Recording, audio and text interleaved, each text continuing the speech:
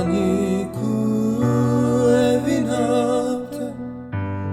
bedilmaya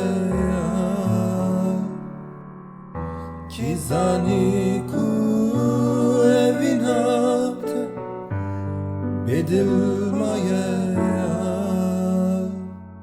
redil ragirti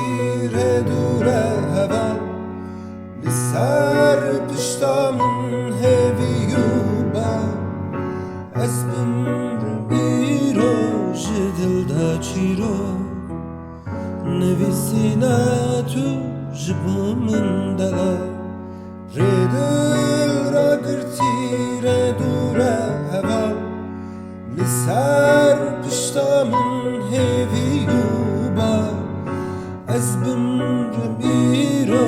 جدل دا چیرو نویسینا تو جبومن دلا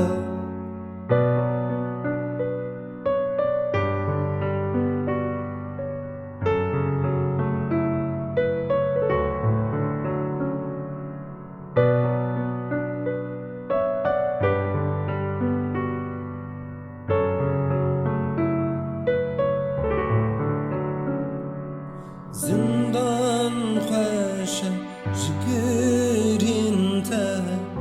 نگری تو دلا گل دباره جکنی تا بکنه تو هوال نزانم کی evinate جمر نهیشت یا نزانم کی evinate جمر نهیشت یا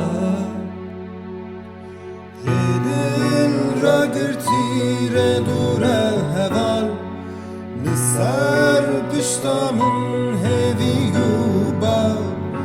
از بمرم ایرو جدل دا چیروک نویسینا تو جبومن دلا ردل را گرتی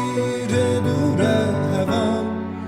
لسر پشتامون هویو بار